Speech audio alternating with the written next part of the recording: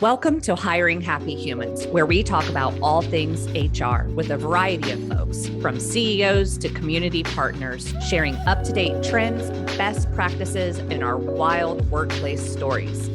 Each interview is designed to leave you with the knowledge to keep your sanity. I'm your host, Dawn Sipley of Sipley the Best. Thanks for joining in, and let's jump into this week's episode. Welcome back, everybody. Hiring Happy Humans here, and we are just so excited to have Chris Joyce.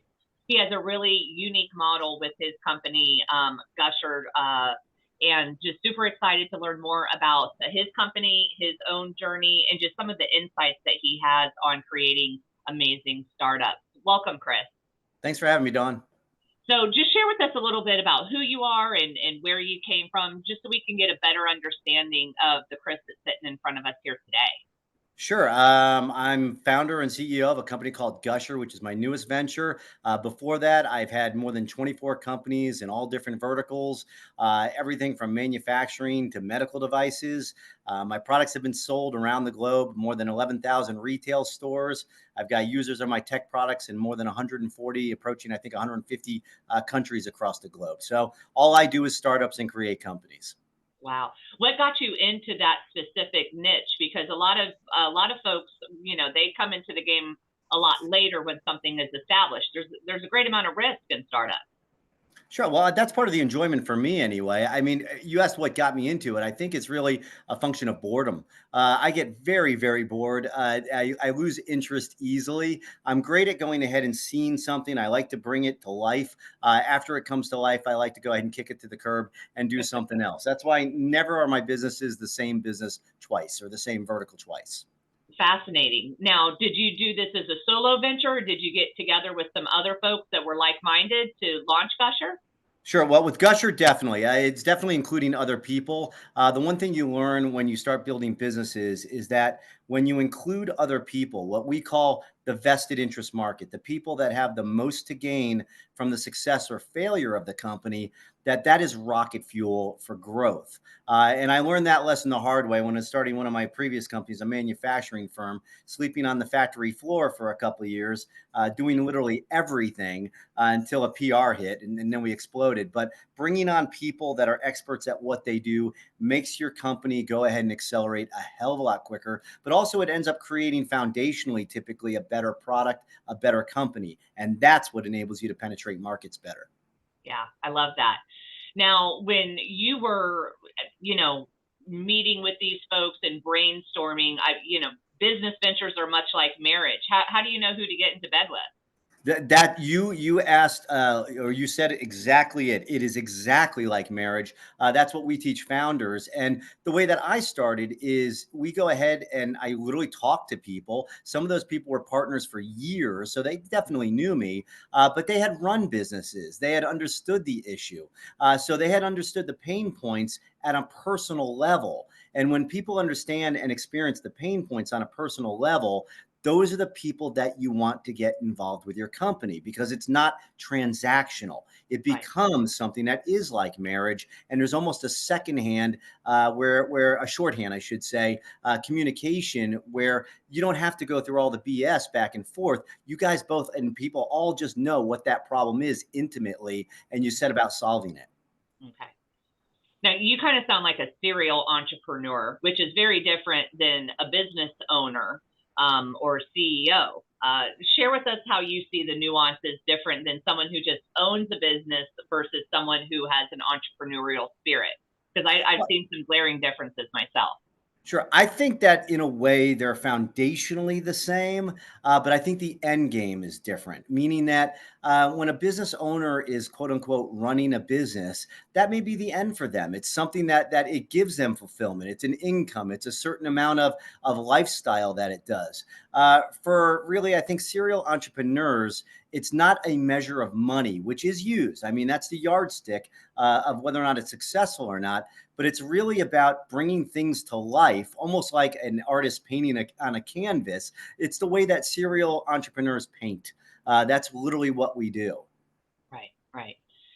Now, our statistics show that our younger generation is more entrepreneurial than ever. I think they've watched their parents go through some really hard things, 2008 specifically, and then they've watched their siblings get really saddled with a lot of educational debt, and they lived through the pandemic, and so they know what remote work looks like and whatnot.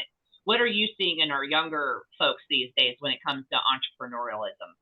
I think with younger folks, there's definitely a sense of entrepreneurialism. I don't know if it's, believe it or not, greater than older populations. So let me explain what I mean by that. Okay, Yeah. so we end up seeing the younger groups going ahead and starting what I call linear businesses. They may start something like an e-commerce business, something that's very to do with a website, something else that may not be scalable. Right. More or less like a solopreneur type of scenario. Mm-hmm. But when you go ahead and you start looking at, people in their late 20s, 30s, 40s, higher, even 50s, 60s, even more, the success rates as you start getting older are dramatically higher. Typically, the older that they get, the success rates and the ability to scale in terms of deal size end up being almost in a way proportional to the age. So the older they are, the bigger the deal and the more success typically. I know that sounds kind of crazy, but that's what I see, and that's what we see. Now, do you think that's because of wisdom gathered through the years, or are people are they learning to surround themselves with more successful people, and they just have that, what I call social capital, to be able to do those bigger deals or earn the right to enter the room? I think it doesn't really necessarily have to do with that. I think it has to do with delayed gratification. So the one thing that you see with younger population, even with Right. attention spans, what they interact with, when you're talking about TikTok, you're talking an average view time of 12 seconds, but the decision is less than 2 as to whether or not to view that. Well, when you start building almost in a way your foundation of belief around that, it's very difficult to achieve something that has substance. And something that has substance typically involves a good amount of delayed gratification. And so the ability to take pain and prolonged failure or not seeing success for a good damn amount of time is usually the key to doing it. And so it's not necessarily youth, it's the ability to do delayed gratification. Yeah. I think resiliency is something that is lacking, the ability to suffer and to keep going through it. Resiliency, grit, it can be described in a number of different ways, but we seem to be a very pleasure driven Absolutely. society at this point. If it's not stimulating us and dropping dopamine, we're next. Yeah, absolutely. But the other thing is you touched on a point there, which I'm going to go into a little bit further, and it's something that we call the entrepreneur's education. What do we mean by that? We mean that, okay, there may be one or two instances where a person didn't have to do this, that they just hit it. But usually there's a period of time that an entrepreneur has to enter what we call the furnace. And the furnace is a type of thing that, if you knew really what was coming at you, and most people wouldn't do it, but you end up going in this furnace, and man, it's hot as hell, and it either burns you and turns you into ash, or it anneals you, and you evolve and become something better. And that is really required to not only just to make it, but usually to keep your wealth as you're building it. So it may be easy to make it, which I did in my 20s, but it was also very easy to lose it until you go through the furnace, which I also did in my 20s, the losing aspect of it. So, you usually have to have that entrepreneur's education going through that furnace to actually make it. Yeah. So when you have these people come to you and they have these great ideas and they want to work with Gusher on a startup, what are you looking for either in them or their product or their service to say, yes, you're a good fit for us? I'm looking for a story. Kind of like before we got on into this podcast, I asked your background, why you did what you did. And you gave me a lot of details there that really painted a picture of how to communicate with you. It's what we call the Rosetta Stone. If you ask the question, why a person does what they do, if they answer it honestly, you really know how to interact with them. So with founders, it doesn't matter about age, it doesn't matter about ethnicity, their education, their income level, geographic location. We've seen two things that correlate to 95% of our successful entrepreneurs. The first is going to sound kind of crazy, but it's not fake it till you make it. It's not going ahead and pretending to be something you're not. absolute honesty, almost honesty to a fault, is what our founders have. They do. If they don't know something, they don't pretend they know something. They ask for help. So really, honesty is a huge, huge thing for us. And the second thing is, and I never believed this to be the case until I called all our founders, because a person had a clue that this had something that tied them all in together. For some reason, there's a 95, 96% correlation between extreme sports at some point in their life and the ability to be a successful founder. So that may be, okay, maybe they did high school wrestling or Division I wrestling or kung fu, or maybe they rode a bike on the Olympic race team, or they did professional surfing or MMA, or all these weird different things. And I'm talking about everything from an 80-year-old grandma in South Africa to 20-year-old college students have this in common. And we think that has to go back to the delayed gratification part that I spoke about earlier. When you're an athlete doing things like that, you have to go ahead and commit for a period of time to get good at it. Yeah. And I really, to go further with that analogy, I think people who have been in those extreme sports understand that what you do off the field impacts what you do on the field. And in today's society, if the boss man isn't paying for it, if they're not compensated in any kind of way, they're not curious about their industry, they're not interested in the role, the technical kind of side of things, it kind of quits when they clock out. And they kind of have that mentality, or they're partying too hard at night and they're showing up hungover the next day. Like, it really does. Your fitness has an impact. What you put in front of your screen, where you spend your time, has an impact. You know, I've never seen highly successful people that are Netflix binge watching. Right, exactly. They're too busy creating. I say this to my 10-year-old every morning before he gets on the bus. I go, be a leader today. And he goes, I'll be a leader. I go, well, how do you lead? And he goes, you lead by example. And so that's exactly what you do. I mean, you have to lead by example. It sounds corny. It sounds old fashioned, but what you do, people take notice of. And sometimes you are that only person that can get that initial momentum, and people then join you. People then see the forward momentum and the progress by you getting the momentum, by you digging in and making it happen. So you have to lead by example. I've been known to say you can't be bigger, better, faster than the competition, but you can be weird. And and to stand out, you know, that's why we have an octopus as a logo. That's why we're kind of cheeky in the way that we do our marketing. It's Exactly. not just HR is just, you know, on most days, but at the end of the day, we deal with humans. And so we've tried to kind of find our way in that HR market of being strange, being different, being psychologically forward, and rather than that technical, drier kind of side. Yeah, but Dawn, you touched on a point there that if you asked, and I saw, and I may be quoting the number incorrectly, but it's close.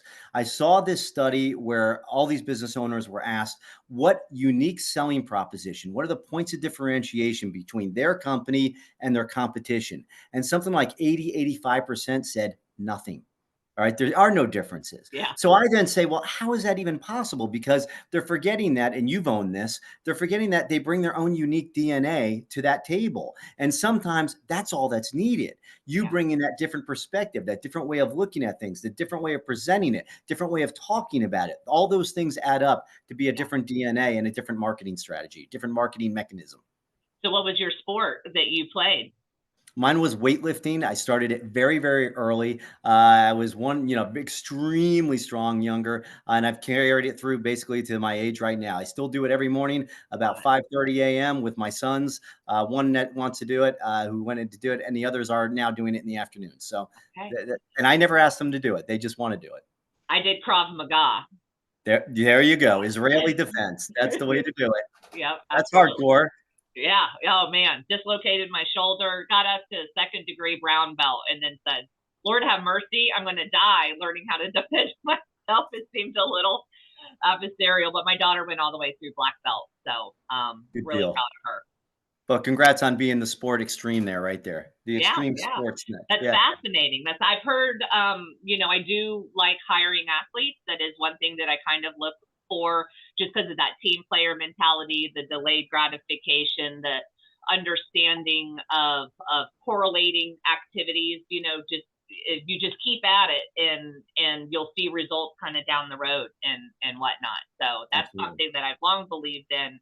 But extreme sports, I've always kind of looked more for like kind of team sports and stuff. So So that's really interesting that even like weightlifting or something, like martial arts would be included in that. Yep, absolutely. But that has to do with founders, okay? The Right. teams are made up of all different people, but Yeah. founder mentality, for Yeah. some reason, it aligns. Interesting. Interesting.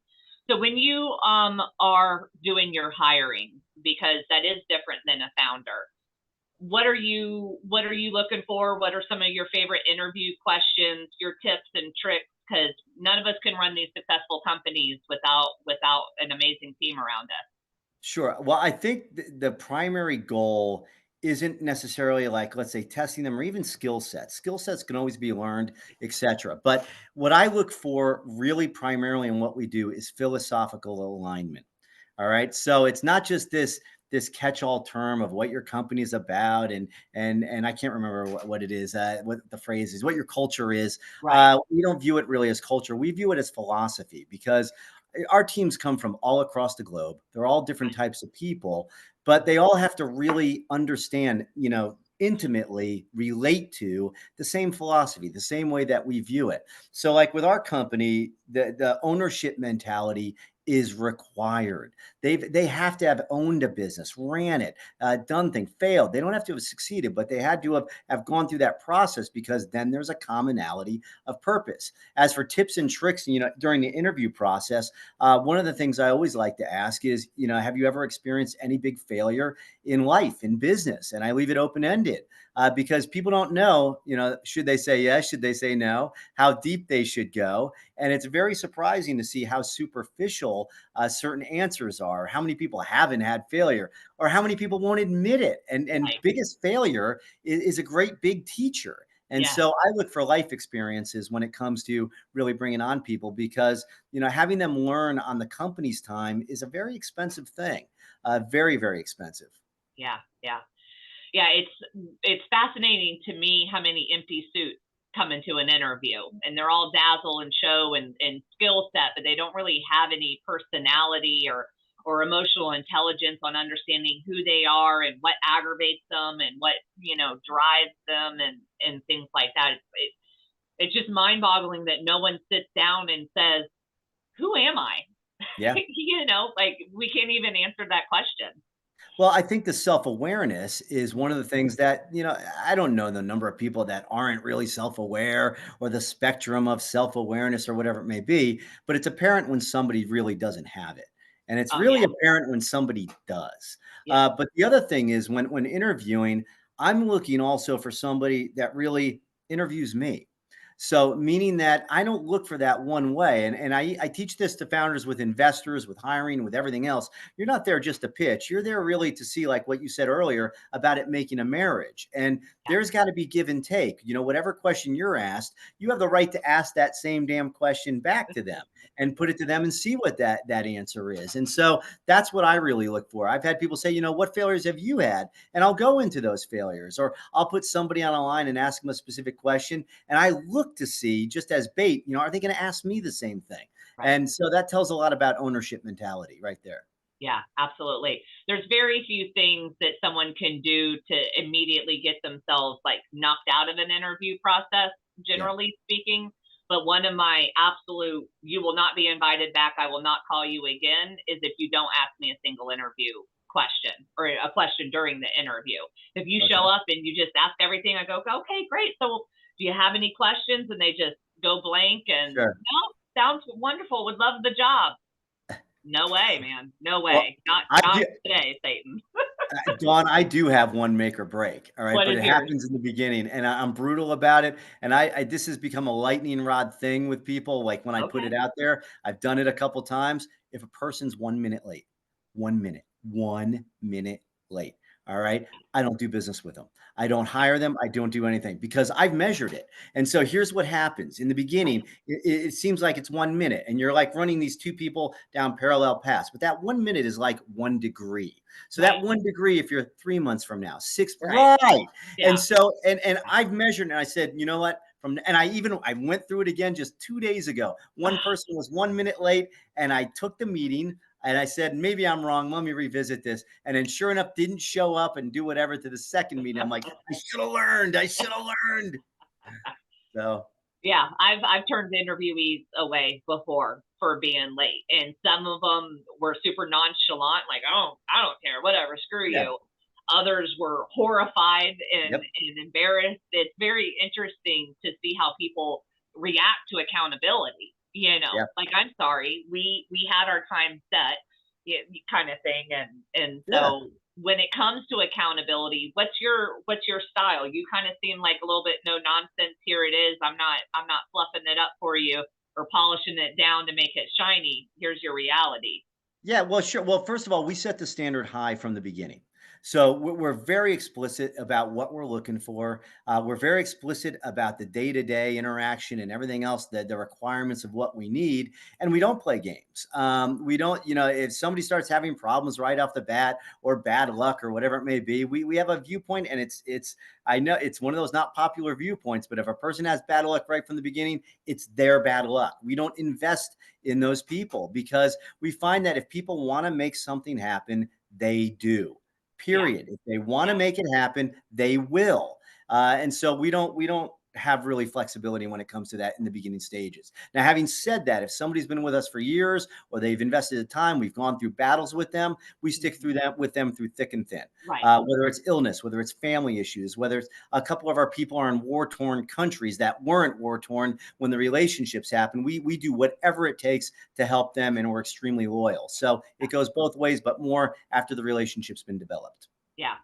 Yeah, I've got a client right now where there's one department that's very long tenured, a high level of trust, has worked closely with the CEO for a decade or more. And Yeah. then the other department that's younger, a little bit more immature. Not many of them have been there more than maybe 3 years, and they're screaming favoritism. And it's like, no, no, that's relationship. Yeah. Like, they have a level of trust with that individual and rapport and understanding of character that just Yep. you haven't earned yet. And so It, it's not that the CEO is being dismissive, it's that you don't have the right to be on the stage yet, and yeah. they just throw a fit, and it's like the fit is proof that you're not ready to slide up to the table, you know. We have a saying that, friends can't become business partners, but business partners can become friends. And so, and that really only happens, we look at it really is when you go through battles with Right. people. Yeah. And is a business a war battle? No. I mean, but in a way it is. I mean, there's things that you fight for. There's battles you lose, you win, you have ripping out your hair and everything else in between. But it's really the battle scars of a person in the relationship being on your team. And that does count for something. It Yeah. counts for a lot.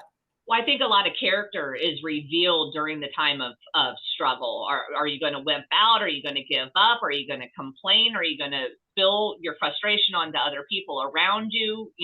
Or are you going to suck it up? Are you going to shut up? Are you going to get it done? Are you going to not make excuses and kind of go above and beyond? Again, back to kind of that resiliency piece. I love what you said in one of your videos on LinkedIn. You were talking about, how do I know if I'm a good entrepreneur? And one of them was if your childhood sucked, Yeah, yeah, yeah. Well, I said if it a little no bit more doesn't bother explicitly. you. And so for me, doing a lot of talking about parentification and how childhood trauma and neglect kind of mold who we are in the workplace, kind of speak to me about how you've seen crazy childhood experiences make amazing entrepreneurs. Sure. Well, I mean, for example, and I'm going to call you out a little bit. All right. I mean, you went through hell. Okay. I won't go into specifics, but you went through hell. All right. And so that right there, a person can look at themselves as a victim, which I get for a period of time. You may have to do part of the healing process. But another way of viewing it is that you've been given this extraordinary gift. And this Mhm. extraordinary gift gives you this superpower of being able to maybe read people, of being able to read circumstances, of being able to do things that other people couldn't do, or maybe they can only do 10, 20, 30, 40 years later in life. So in a way, it gives you this wisdom. Yeah, maybe Yeah. that wisdom was forced on you, but that is a gift. I grew up with a guy that was just a mental screw. I mean, he was, an officer in the Air Force, and he was to everybody else their best friend. But but, as a stepfather, he was the worst thing you could possibly have. But looking in hindsight, it set me up a lot for what I do now, because it gave me that same ability to read people, to understand the circumstance, to think strategically, all these things from a very, very young age. Yeah. Yeah. I think those soft skill sets and emotional intelligence and being able to chameleon yourself, not that you ever lose your authenticity and who you are, but the ability to show up for other people to where they leave your presence feeling seen, feeling heard. I mean, that's always the number one complaint of employees is I'm not appreciated.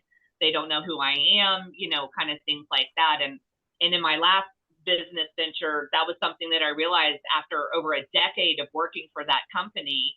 I knew all about him and where he had been and what he had done and his successes and his failures. And I was always curious and showing up for him in that way. And everyone loves to talk about themselves, especially him.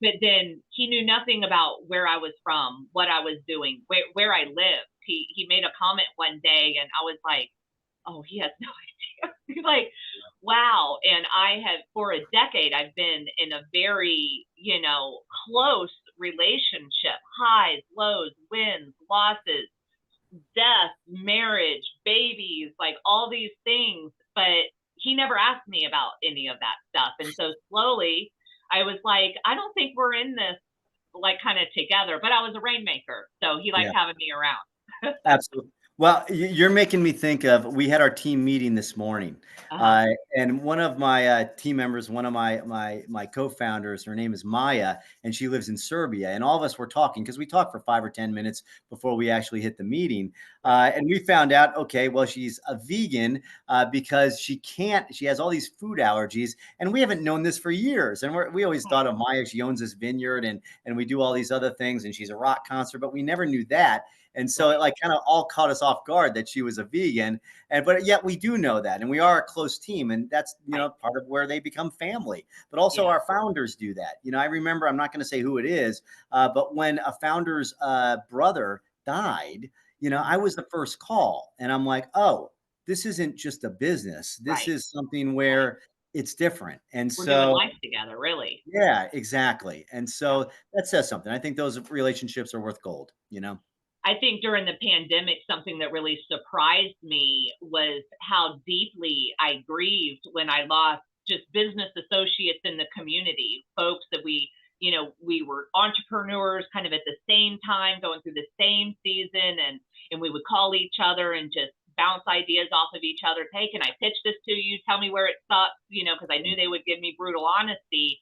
And then when they died suddenly with small children at home and stuff like that, even though I didn't know their wives, I didn't know their children, our relationship was really purely business based, even though we had friendly conversations. I think it was really remarkable to see that it is more than that, right? We really are in a quite more intimate relationship than I think a lot of business people give thought to. Yeah, but also I think of it this way. Those relationships, I don't think are a liability or something to almost in a way put up with. I think it just as I've gotten older, it makes your life richer. And that really is an extreme benefit, to have that close-knit group of people going after this thing, whatever that thing is, and experience, like you just said, like life together. That is something that's very, very valuable. You don't have that disconnectedness that there seems to be a lot of when you have a close-knit team trying to accomplish an end, Well, I've certainly built a misfit family of sorts around me, not having really a nuclear family outside of the family that I created in my household.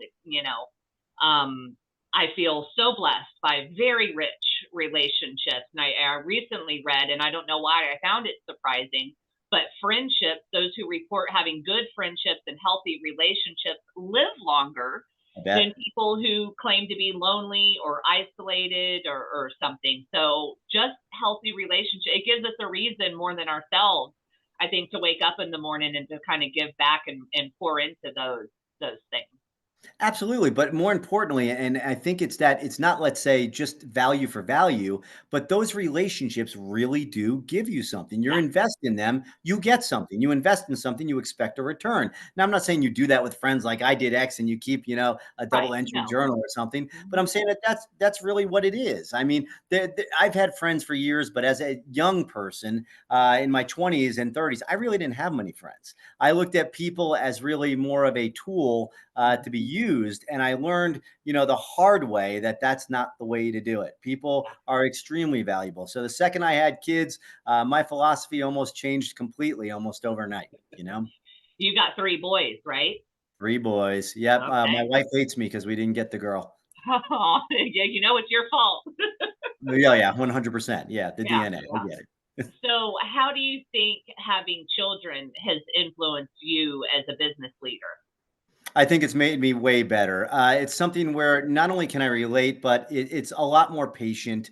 Again, it's not transactional. We're just trying to get another goal in and another score up. It's something where I look more to build than versus really to make a fast flip or score or something else like that. Right. Something of substance. It really puts your values in place very, very quickly when you have kids. If you're ready for having kids, it does. Yeah, You know. yeah. It's kind of like Simon Sinek's Infinite Game. You understand the generational impact that you can have through the decisions that you make. And me too. I was very known to put mission over people at Yeah. times. It was like we got to go, we got to drive. I don't care, suck it up, let's hit it. And then I was like, I am crushing everyone around me. Not everyone has that fire to accelerate at the pace that I had to do. And I was like, well, you know that I trust you, you know that I love you. Why do I have to check in with you constantly? Exactly. And Well, then as I got older, I was like, wait a minute. It's not a one-time conversation that you have. It is a constant building, and I think that was probably correlated to me becoming a mother as well. do you remember the movie Scrooged with Bill Murray? Yeah, of course. Okay. So there's a scene in the movie where basically he says to staple the ears onto a mouse. And it was like, like really crazy. Like, how could this executive tell me to stay? The older guy was like, I'm not going to staple the ears to a Right. mouse. Don't do that. Well, I just think back to something I did in my, early 30s, where, a person was on vacation and they were literally on a roller coaster. But there was so much fear of not taking my call that this person took my call while they were on a roller coaster. Now, at the time, I didn't think, how horrific that was or anything else. I was like, yeah, she should be taking my call on a roller coaster. And years later, I'm like, oh my God, Right. what was I doing? I mean, it was just Right. crazy. Yeah, yeah.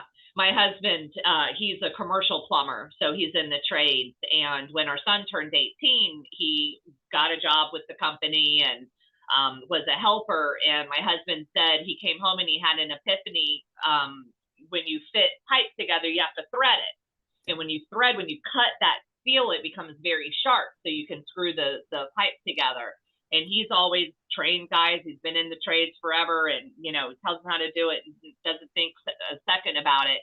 But when his son got on that machine, he paused and he walked over there and he explained to him how dangerous it was, that you could lose the finger, that these things could happen. Yeah. And then he was aghast at himself that he had not cared for other people's sons and daughters in the Right. same way that he would care for his own. And for him as a leader, it shifted his perspective to have more of that infinite game, that the greater impact kind of thing, rather than the transactional thing that the trades are just, they're known for that.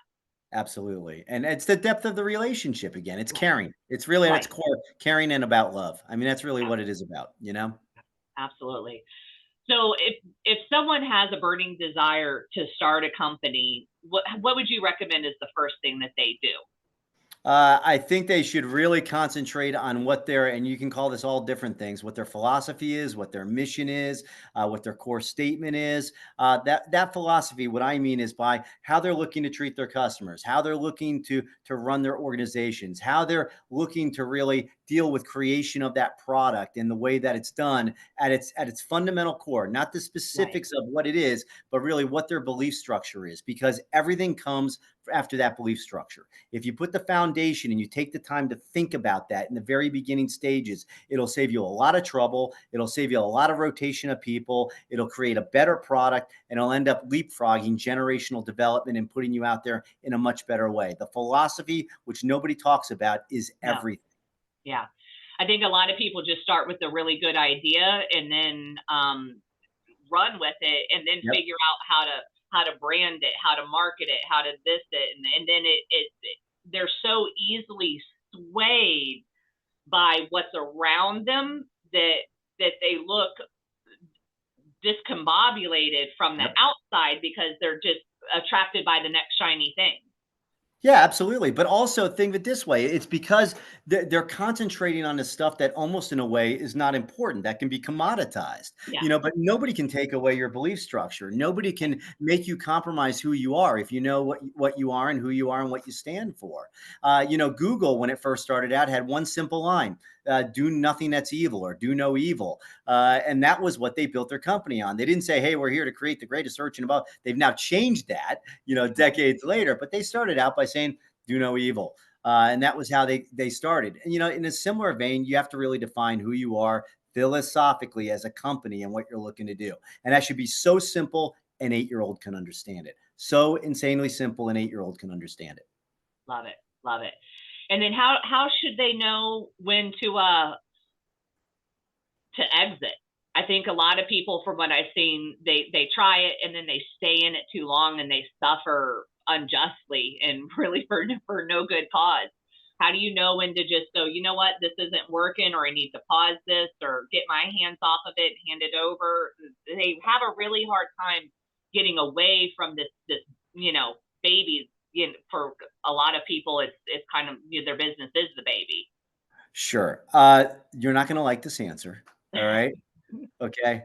I fundamentally believe that if you're an entrepreneur and if you went ahead and started out on that road, you do anything you can to get it, meaning that you don't give up. Ever, never. It's not in your language. So do I mean that you should keep doing the same damn thing that you're doing every day with the hopes that it's going to be different? Well, believe it or not, sometimes yes. Sometimes that's called practice, and eventually you get better at it. Sometimes you have to stay in that shitty little factory, sleeping on a cot at most, to go ahead and get the product out for a couple of years before luck finds you.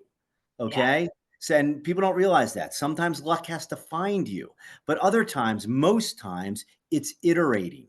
So if you're making changes, if you're changing things, if you're constantly doing different stuff and not seeing any progress, well, keep making more changes until you do. See if there's patterns, start learning from the interactions. But most times companies fail because of one thing.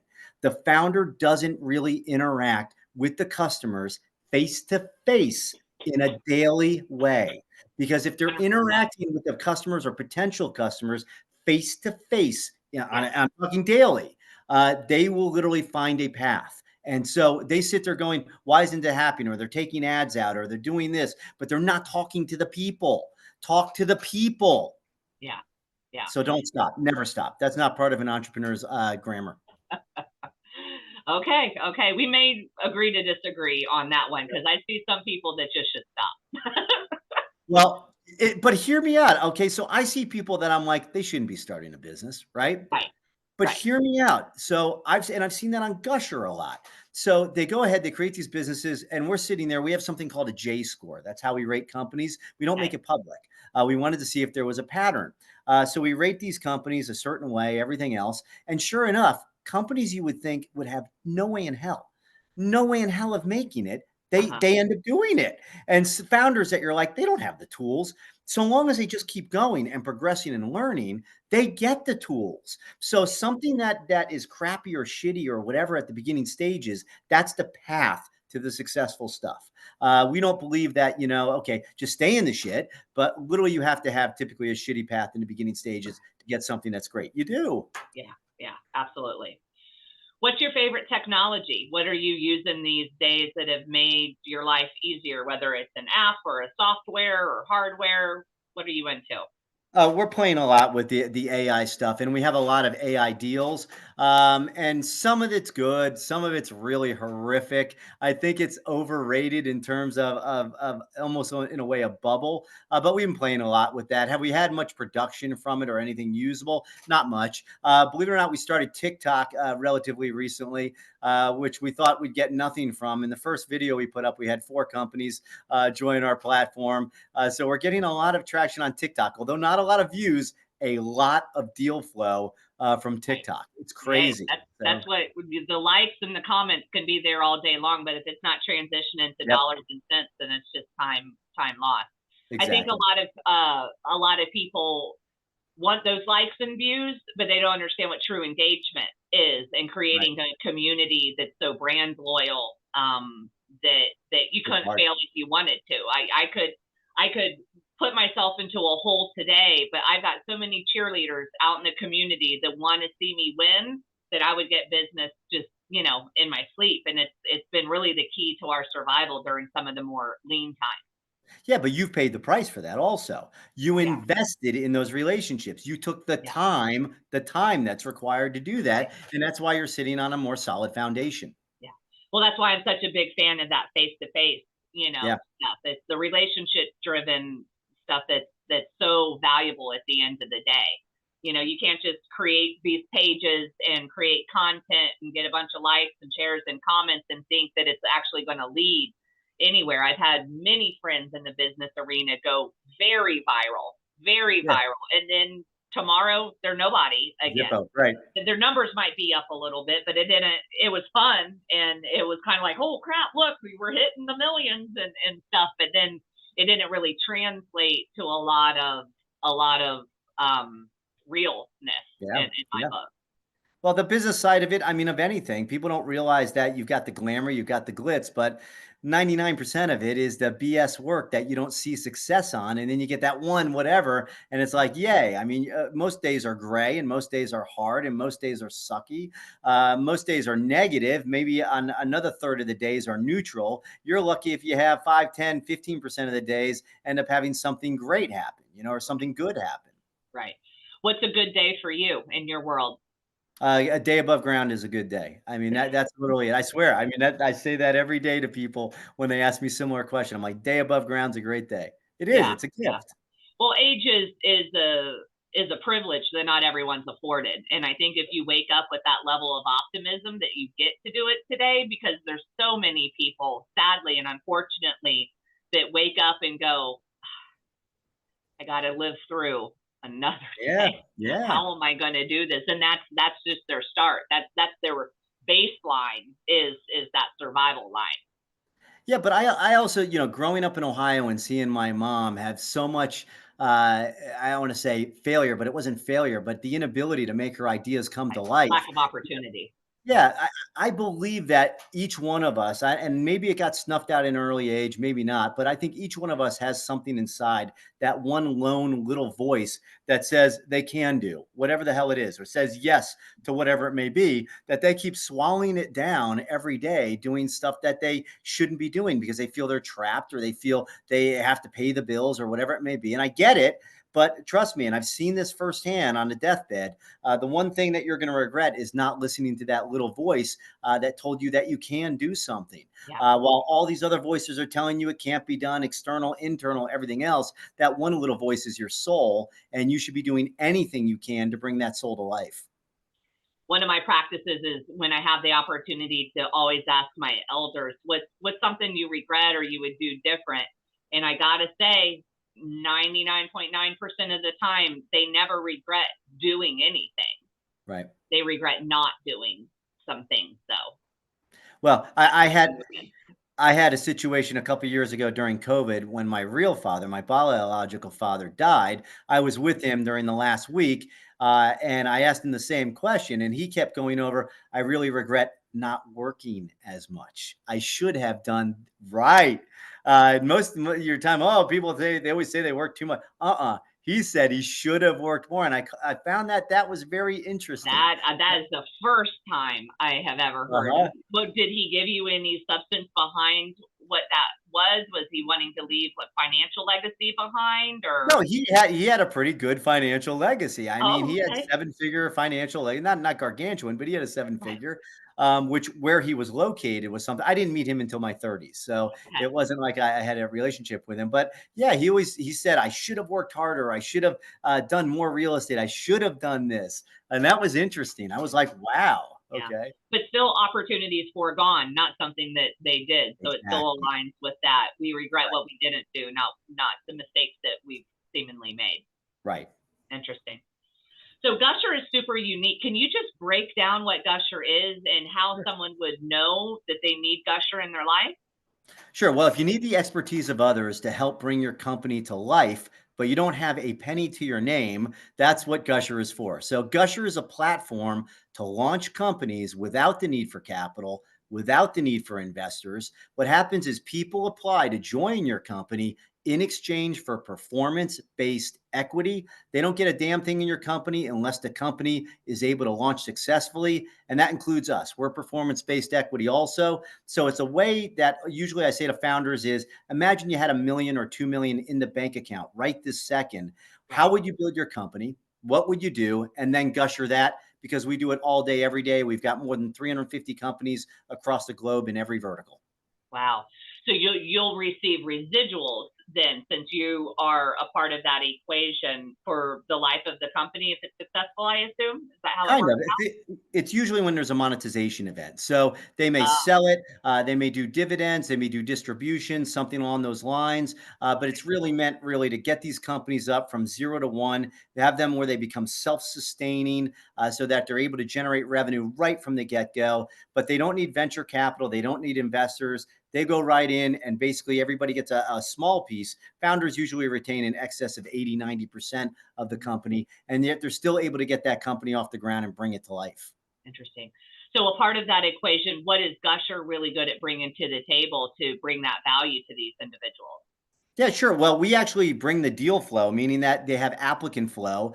We've got more than 40,000 people in our community, but we bring also the financial structure, the legal structure. But also, if they need me or anybody at, let's say, CES in Las Vegas to go ahead and bring on the ex-chairman of Silicon Valley Bank into their company, we've done that. You need us in the middle of Wisconsin to bring a dog food manufacturer into your company, we've done that. You need us Oh, yeah. because The you're deal you're maker then. You're a rainmaker. right. Your honey Okay. was in a wrong batch or the wrong honey, and you call us at 2 a.m. on a Saturday morning, we're there for you. So we walk them through the process of how to do it, all these different micro steps. We're their teacher, we're their mentor, we're their friend, we're their partner, Yeah. and we only benefit if their company succeeds. Oh, love that. Yeah, I would say in the world of HR consulting where I am at, there are some amazing HR consultants out there that know the technical side of our industry far better than me. But they couldn't close a deal or make a sales call or a presentation if their life depended on it. Yep. And so I've always joked that nobody has a job until somebody sells something, CEOs and founders included. And there's too many business owners who are not salespeople. Yep. Well, we tell founders from the very beginning that they're not a medical device company. They're not a SaaS company. They're not a fintech company. They're not a consumer goods company, a dog food company. We say, first and foremost, you are a sales and marketing company. Without sales and marketing, you're dead in the water. And it's the founder's primary responsibility to do sales validation and to get out there and make it happen. And that is their only real responsibility. Yeah, yeah, yeah. That's my role in my organization is I'm the rainmaker Yeah. and the employee lover. So I'm there to make sure you have the tools, assets, everything that you need. And it was like an epiphany. Don't Sure. laugh. That I didn't have to do the work that my company did.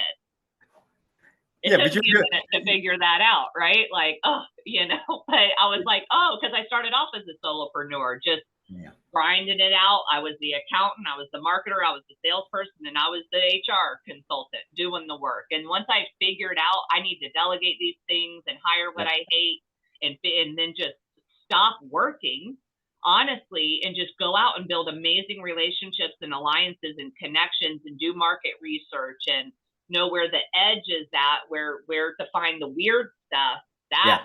that's where the money is where Yeah. nobody else is going. Yeah, but see, you became a master of the non-standardized stuff. And so Right. that's where the biggest value add is. That's why you're CEO. Mhm. That's what you're supposed to do. That's the main job, the main responsibility. Why do so many CEOs and leaders and founders, why can't they release? It was easy for me Yeah. to release once I had the opportunity and figured it out. I, it didn't bother me. My ego's not attached to it. Like, but they just cannot. I think it's a difficulty in the beginning stages because whatever they give to anybody else, 9 times out of 10 is going to typically be viewed as a lower standard than they would set for themselves. And Okay. so they're such perfectionists that they lose sight of having that perfectionist mentality will end up causing them to either fail or not do as well. So you have to let go, trust the process. That's one of our deal rule 28, trust the process, and let them do it. And you concentrate on the only stuff that you can do. If someone else can do it, let them do it. If there's something you're doing repeatedly, you should be delegating it and turning it into a process. The non-standardized stuff is the terrain of the founder. That's the only thing you should be I concentrating am on. not a perfectionist, so maybe that's I am a good enough. Let's try it. If it don't work, can it? Let's keep going. I knew I liked you, Don. No one's doing brain surgery over here, but I love to throw spaghetti. It's one of my favorite things. And my Yep. team members quickly learn that we love to fail around here because we figured out another great way not to do it. It's just a step. Yeah, It's just a step. yeah. But you always learn something along the way that's going to be valuable for the next way to do things. Absolutely. Yeah, awesome. Well, I always love to ask everyone at the end of my podcast if you could tell 18-year-old Chris just one piece of business advice, what would you let him know? Okay, we call entrepreneurship the roller coaster of awesomeness. Okay, so I would say the following: there's only one person that can stop the roller coaster of awesomeness, and that is who, Don? You. Damn right. Don't ever forget that. Right, right. I love that. Great advice. So, folks, if you are thinking about starting a business, you don't know where to start, you have a dream and a story in your heart, but you just need the right people aligned with you to get that going, give Chris a call. Gusher is there to help you take it to the next level. Follow him on LinkedIn. He's got some great videos. As you can tell, he's got that high level of energy, lots of thoughts, lots of edgy ways of thinking about business and entrepreneurship. So give him a like, give him a follow, and thank you so much for tuning in again.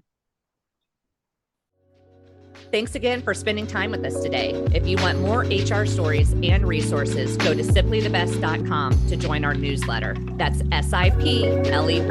Until next time, stay happy.